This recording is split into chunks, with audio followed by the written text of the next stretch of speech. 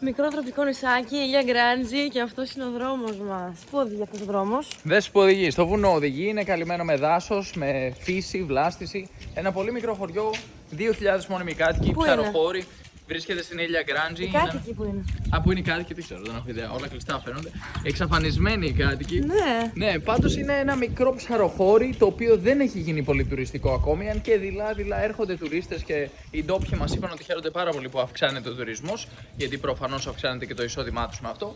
Έρχονται άνθρωποι, μένουν σιγά-σιγά σε δωμάτια εδώ πέρα, σε μικρές πανσιόν, ας πούμε. Που δεν υπάρχουν πανσιόν, δεν υπάρχουν hostel και τέτοια εδώ πέρα. Είναι κυρίως διαμερίσματα που σιγά-σιγά δέχονται και μερικούς τουρίστες.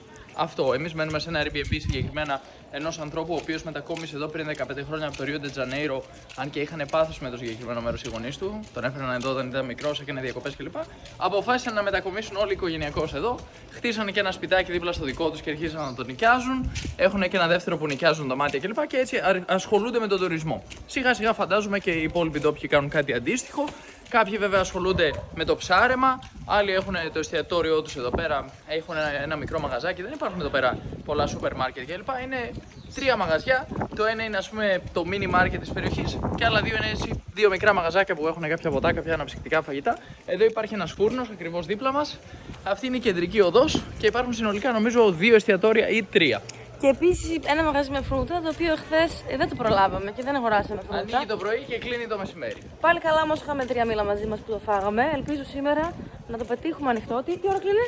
Δεν ξέρω, πάντως είναι 12.30. Θα το μάθουμε αμέσως τώρα. Τέτοια ώρα είχα πάει χθες και ήταν ήδη κλειστό. Μπορεί να την πατήσαμε. Πάντως το σίγουρο είναι ότι αυτή η παραλία που βρίσκεται λίγο πιο κάτω, στην οποία θα πάμε σε λίγο να κάνουμε λίγο ένα μπανάκι, μια επίσκεψούλα, είναι πάρα πολύ ωραία. Είναι πολύ έτσι άδεια από κόσμο, θα έλεγε κανείς.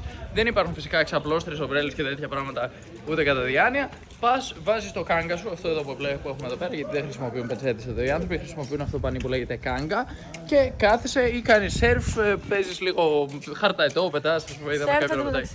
Δεν μπορούμε να νοικιάσουμε σανίδες εδώ, δεν υπάρχει μαγαζί με σανίδες του σερφ, αλλά υπάρχουν άνθρωποι που έχουν τις δικές τους σανίδες, θα δούμε μήπως μας δανείσουν. Το μαγαζί με φρούτα ανοιχτό.